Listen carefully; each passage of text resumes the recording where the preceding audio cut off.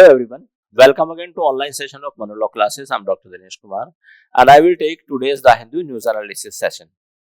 Today is 29th August 2024. So now we come to the first news, and the first news is counter mindset that sees women as less capable, Murmu. तो ये statement है हमारे देश की president Shrimati Draupadi Murmu ji का, और उन्होंने कहा है कि जो लोगों का माइंडसेट है हमारे देश में रिगार्डिंग द फीमेल, उसको चेंज करने की जरूरत है। ऐसा उन्होंने इसलिए कहा है कि देखिए, अब हमारे देश में जनरली क्या होता है कि जो फीमेल है और जो वुमेन्स हैं उनके खिलाफ बहुत ज्यादा ऑफेंसेस हो रहे हैं, ठीक है, और पर्टिकुलरली रेप के केसेस तो बहुत ज्यादा ही हो रहे हैं। जैसा आपने देखा कि अभी जो कोलकाता में रेप हुआ डॉक्टर का, ट्रेनी डॉक्टर का, और बाद में उनका मर्डर भी कर दिया गया। तो इसी रेफरेंस में ये स्टेटमेंट आया है प्रेसिडेंट श्रीमती द्रौपदी मुर्मू जी का, और उन्होंने कहा है कि सोसाइटी में लोगों को माइंडसेट बदलना चाहिए और जो फीमेल हैं उनको ये ऐसे नहीं देखना चाहिए कि फीमेल केवल एक ऑब्जेक्ट है, ठीक है, और ये कभी हमें नहीं सोचना चाहिए कि फीमेल केवल एक ऑब्जेक्ट है या वो किसी भी प्रकार से मेल से कम है या इनकैपेबल है। तो इस माइंडसेट को हमें बदलने की जरूरत है। साथ ही साथ हमारे जो कानून है वो और ज्यादा स्ट्रिंजेंट होने चाहिए, ताकि जो पर्सन इस तरह का ऑफेंस करते हैं या जो फीमेल के खिलाफ ऑफेंस होते हैं उनमें लोगों में कानून के प्रति एक डर पैदा हो, एक डेटरेंस पैदा हो, और फिर इस तरह से के जो अपराध हैं हमारे समाज में वो रिपीट ना हो। Now we come to next news, and next news is Uttar Pradesh government plans to reward digital influencers draws opposition's flag। तो बेसिकली उत्तर प्रदेश सरकार ने एक डिजिटल मीडिया पॉलिसी बनाई है, और उसमें सरकार ने कहा है कि जो भी ये यूट्यूब इन्फ्लुएंसर हैं या मीडिया इन्फ्लुएंसर लोग हैं, अगर वो सरकार की पॉलिसीज को बताते हैं, लोगों को जन जन तक इन पॉलिसीज को पहुंचाते हैं, तो ऐसे लोगों को कैश प्राइज दिया जाएगा, और ये कैश प्राइज का जो अमाउंट होगा वो 8 लाख से 12 लाख के बीच में होगा, ठीक है। लेकिन जो गवर्नमेंट का ये इनिशिएटिव है, इसकी कुछ अपोजिशन पार्टी के लोगों ने क्रिटिसिज्म की है, और उनका कहना है कि ये एक जो बीजेपी रूलिंग गवर्नमेंट है उसकी एक स्ट्रेटेजी है कि वो इलेक्शन जीत जाए। और क्रिटिसिज्म वालों ने ये भी कहा है कि ये अगर इस तरह के इनिशिएटिव्स गवर्नमेंट लाती है तो इससे भी गवर्नमेंट जीत नहीं पाएगी, इस तरह का क्रिटिसिज्म है, ठीक है। But I think this is the good initiatives, ताकि जो गवर्नमेंट के अच्छे काम है, गवर्नमेंट की पॉलिसीज हैं, वो लोगों तक पहुंचे और लोग उनका बेनिफिट उठा पाए। Now we come to next news. SIT probe into sexual abuse in Kerala film industry gathers pace। तो देखिए, अभी यहाँ पर हेमा कमेटी बनी थी और हमने आपके साथ ये डिस्कस किया था। इसमें क्या है कि जो केरला फिल्म इंडस्ट्री है वहां पर बहुत सारी फीमेल एक्ट्रेस ने ये एलिगेशन लगाए हैं कि उनके साथ जो है उनका सेक्सुअली एक्सप्लॉयटेशन हुआ है। अब इसी के लिए एक स्पेशल इन्वेस्टिगेशन टीम बनाई गई, जिसको कि हम SIT बोलते हैं, और SIT ने अब अपना काम स्टार्ट कर दिया है। और इस काम में SIT क्या कर रही है कि जो भी इस तरह की जो फिल्म एक्ट्रेस थी उनके बयानों को वो रिकॉर्ड कर रही है, और कंसिक्वेंटली रिकॉर्ड करने के बाद जो भी पर्सन इस मामले में एक्यूज्ड है उनको सजा दिलाई जाएगी। Now bail is the norm, jail is exception even in PMLA cases says Supreme Court. ये बहुत इंपॉर्टेंट न्यूज है, और यहाँ पर ऑनरेबल सुप्रीम कोर्ट ने ये कहा है कि जो बेल है वो एक नॉर्म है, एक रूल है, even in the PMLA case. अब prevention of money laundering act जो है ये बहुत ही ड्रैकोनियन कानून माना जाता है। Why it is considered so draconian कानून, इसको हम इतना खतरनाक कानून क्यों मानते हैं, कि इसमें यह है कि जब ये ED किसी को अरेस्ट करती है या CBI किसी को अरेस्ट करती है, तो उसमें prima facie burden of proof उस पर्सन पर होता है कि वो इनोसेंट है, ठीक है।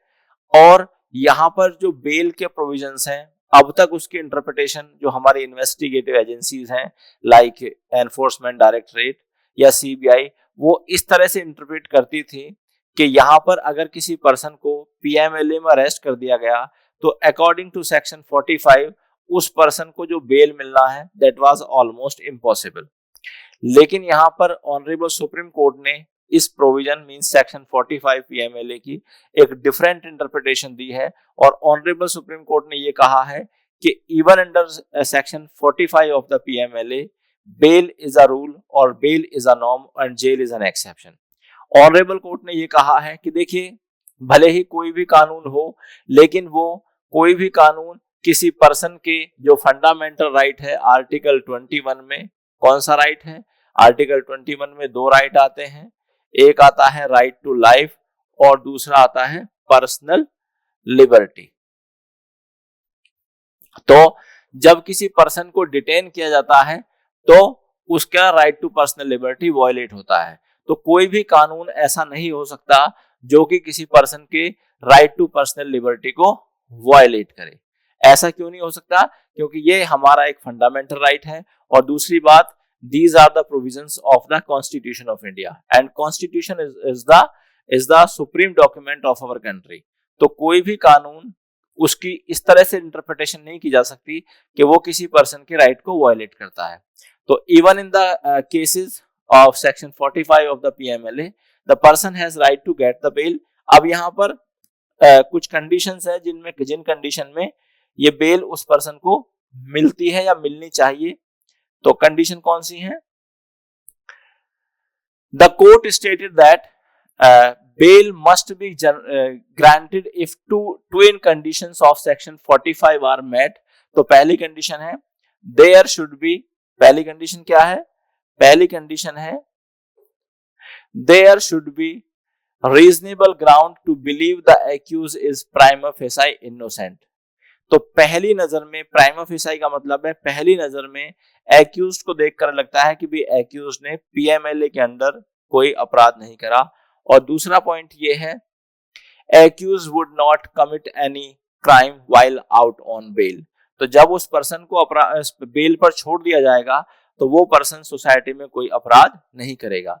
तो अब अगर ये दो कंडीशन पूरी हो जाती हैं या ऑनरेबल कोर्ट को ऐसा लगता है तो as even in the section even under section 45 of the PMLA the accused person should be granted bail. और ऑनरेबल कोर्ट ने ये डायरेक्शन दी है किसको? इन्वेस्टिगेटिव एजेंसीज को लाइक ईडी को कि वो इसकी इस तरह से इंटरप्रिटेशन ना करें सेक्शन 45 की कि इसमें किसी एक्यूज्ड पर्सन को बेल मिलना इम्पॉसिबल है। क्यों?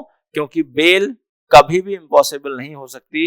It is the cardinal principle of criminal law, bail is the rule and jail is an exception.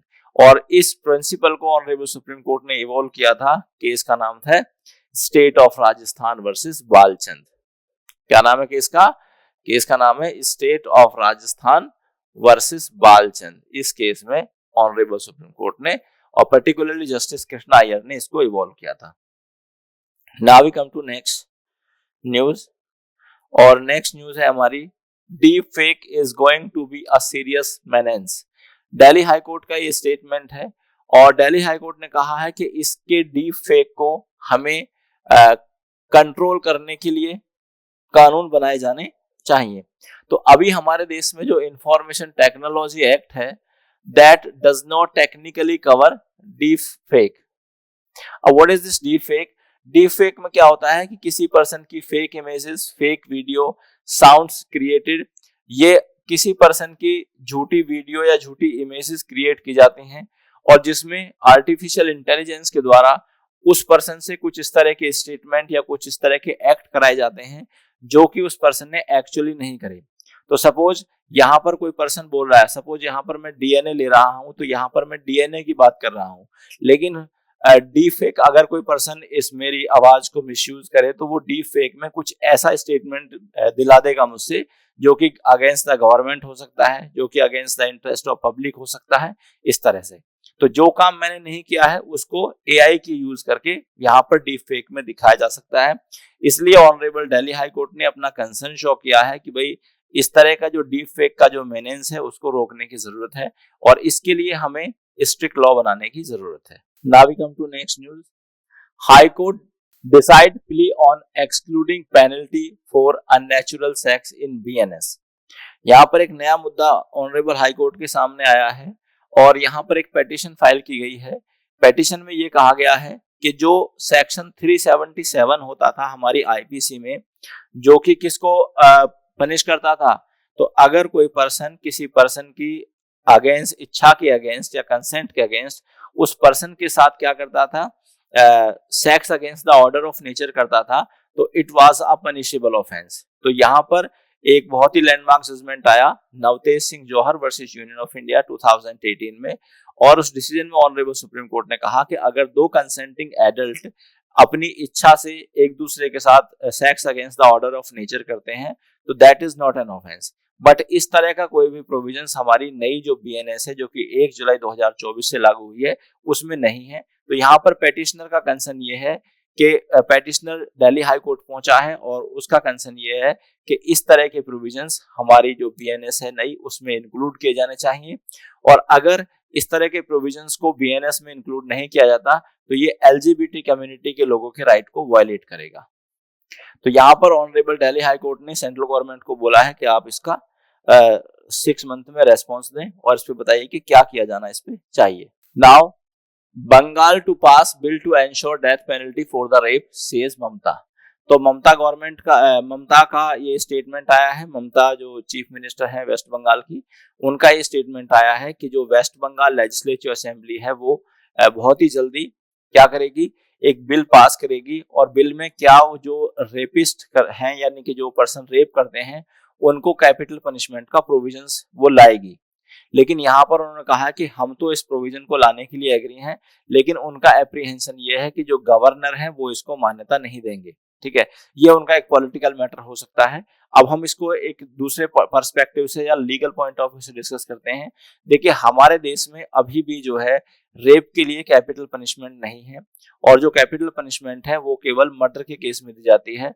और मर्डर के केस में कब? मर्डर के केस में जब कोई पर्सन किसी का मर्डर करता है तो वहां पर 2 पनिशमेंट होती हैं। पहली पनिशमेंट है लाइफ इम्प्रिजनमेंट। पहली पनिशमेंट क्या है? Life imprisonment. और दूसरी है कैपिटल पनिशमेंट। ठीक है, तो किसी भी पर्सन को 2 पनिशमेंट मिलती हैं, एक मिलती है लाइफ इम्प्रिजनमेंट और दूसरा कैपिटल पनिशमेंट। अब ये कैपिटल पनिशमेंट का मतलब होता है फांसी देना किसी पर्सन को। अब ये फांसी जो दी जाती है वो केवल मर्डर के मामले में दी जाती है, और it is given in the rarest of the rare category. Rarest of the rare category का मतलब ये है कि अपराधी ने किसी दूसरे पर्सन का जो मर्डर है वो बहुत ही ब्रूटल वे में किया है, तब उसको फांसी की सजा दी जाती है। हमारे देश में रेप का प्रोविजन नहीं है कि अगर कोई पर्सन रेप करता है तो उस पर्सन को फांसी का प्रोविजन अभी हमारे देश में नहीं है। लेकिन ममता जो सरकार है वेस्ट बंगाल में, उसने ये कहा है कि हम रेप के लिए प्रोविजंस बनाएंगे, जिसमें अगर कोई अपराधी रेप के ऑफेंस में कन्विक्ट होता है, कन्विक्ट का मतलब है कि ये सिद्ध हो जाता है कि उस पर्सन ने ही रेप किया है, तो ऐसे पर्सन को फांसी की सजा दी जाएगी। It is a good initiative, क्योंकि इस तरह के जो हीनियस क्राइम है वो अगेंस्ट द वुमेन रुक नहीं रहे हैं। तो ऐसे में रेप करने वाले लोगों को या अपराधियों को फांसी की सजा दी जानी चाहिए। Now Bangladesh lift ban on Jamaat, its student wing, all associated units। तो यहाँ पर क्या है कि जो बांग्लादेश में आप जानते हैं कि बांग्लादेश में बड़ा ही अनरेस्ट रहा है पिछले कुछ दिनों में, और वहाँ की जो प्रधानमंत्री थी श्रीमती शेख हसीना जी, उनको देश छोड़कर भागना पड़ा। और वहाँ पर जो ये भी अनरेस्ट हुआ है उसके पीछे एक रीजन ऐसा बताया जा रहा है कि वहाँ के एक स्टूडेंट विंग है जमात इस्लामी। अब ये स्टूडेंट विंग है, लेकिन जो वहां पर एक नई गवर्नमेंट बनी है, यानी कि जो इंटरिम गवर्नमेंट बनी है जिसके चीफ एडवाइजर मिस्टर यूनुस हैं and he is a Nobel laureate, उन्होंने कहा है कि जो जमात इस्लामी एक स्टूडेंट विंग है ये एक टेररिस्ट ऑर्गेनाइजेशन नहीं है, बल्कि ये एक डेमोक्रेटिक वे में अपना काम करती है। इसलिए जो इंटरिम गवर्नमेंट ने इस पर अपना बैन, जो लीगल बैन था कि ये कोई एक्टिविटी नहीं कर पाएगी, उसको हटा दिया है। So dear students, I have discussed all the important news of today's newspaper. I will come again with more such news. Till then, thank you very much. Goodbye.